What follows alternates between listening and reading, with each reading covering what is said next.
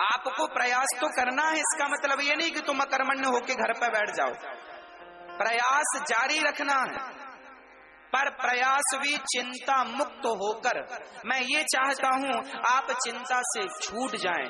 अच्छा महाराज जी घर बनवाने का सोच रहे हैं, उसी की चिंता है बनेगा कि नहीं, बनेगा कि नहीं, बनेगा कि नहीं। तो क्या चिंता करने से घर बन जाएगा? फिर कैसे बनेगा?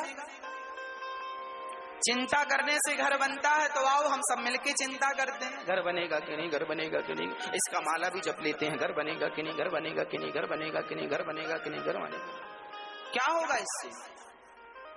बेवकूफों की तरह व्यवहार करते हो, रोते हो बाद में, महाराज जी हम बड़े दुखी हैं।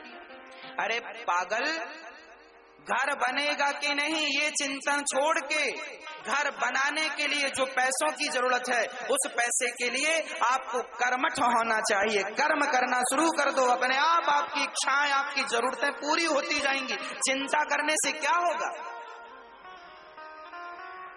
ये मत सोचा करो ये होगा कि नहीं, होगा कि नहीं। ये मूर्ख लोगों के काम है, विद्वान लोग ऐसा नहीं करते, समझदार लोग ऐसा व्यवहार नहीं करते, ये मूर्खों की बातें। जो होना है होके रहेगा। अच्छा मैया, जो होना है वो होके रहता है कि नहीं? बोलो। तुम्हारी और हमारी मर्जी से क्या होता है? डॉक्टर ने कहा कि तुम्हारी बहू को 9 तारीख को बच्चा हो जाएगा, 9 तारीख तक डॉक्टर ने डिलीवरी की तारीख दे दी। ऐसा डॉक्टर देते हैं ना, 9 तारीख तक डिलीवरी हो जाएगी, परंतु 10 हो गई, 11 हो गई, 12 हो गई, अभी तक बच्चा नहीं हुआ। फिर तुम क्यों माथा पच्ची कर रहे हो? सब बढ़िया है ना, जच्चा बच्चा दोनों ठीक हैं, स्वस्थ हैं, डॉक्टर से सलाह लेते रहो, ठीक बात है।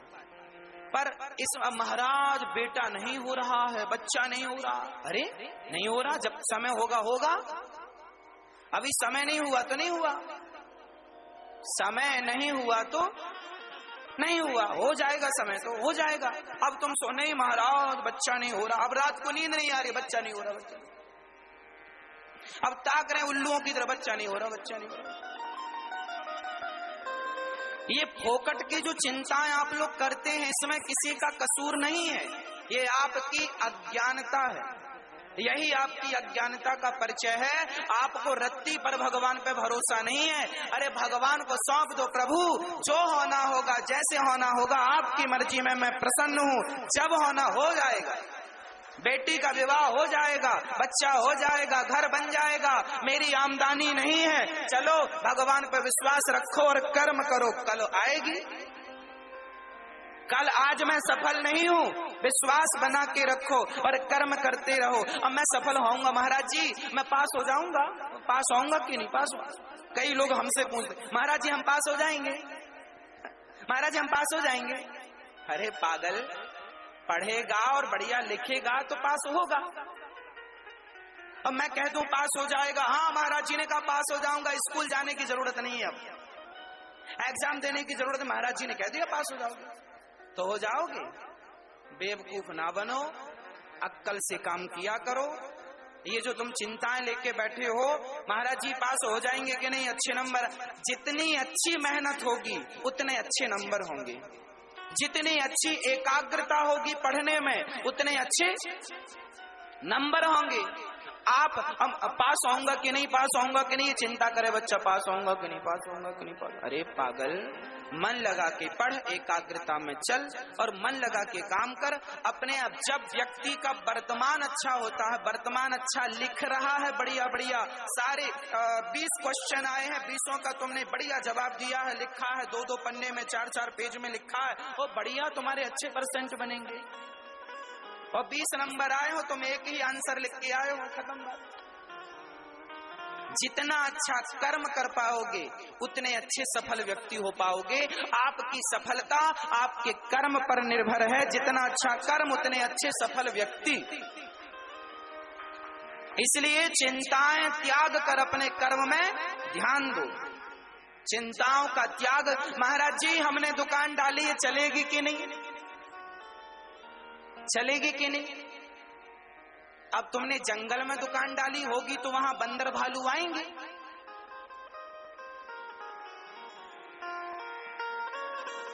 दुकान डाली कहां है?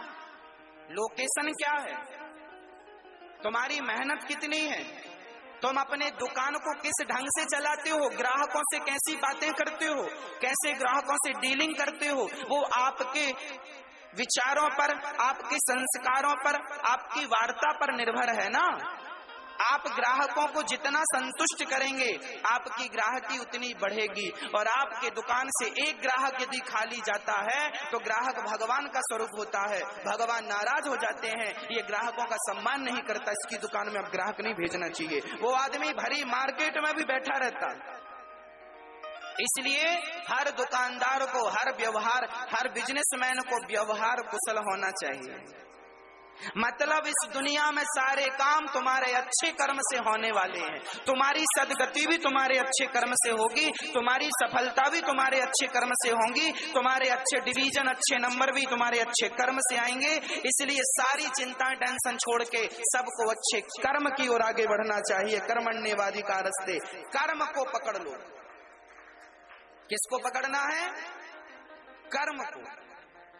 दुकान मन लगा के चलाओ, मेहनत करो, और लोग जितनी मेहनत करते हैं उनसे ज्यादा मेहनत आप करो। कैसे नहीं चलेगी दुकान? कैसे नहीं चलेगी फैक्ट्री? कैसे नहीं आप सफल व्यक्ति बनेंगे? अरे भाई, सफल होता है वही जो पसीना बहाता। पसीना बहाना आता है, मेहनत करना आता है, पांव में छाले पड़ गए हैं आपके, फिर भी आप दौड़ रहे हैं, तो आप सफल व्यक्ति बनेंगे। कोई माई का लाल आपको रोक नहीं सकता सफल व्यक्ति बनने से। और आप छाले देखकर यदि रुक गए, बस खत्म आपका भविष्य, आपका फ्यूचर वैसे ही रुक जाएगा जैसे आप रुक गए।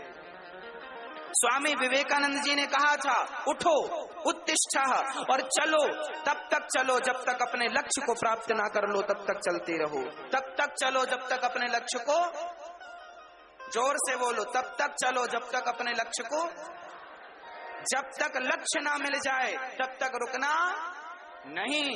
और कोई बीच में रुका, खत्म, आउट। जब जमाना कंपटीशन का है, कंपटीशन से वह बाहर हो जाएगा जो थोड़ी भी लापरवाही करेगा।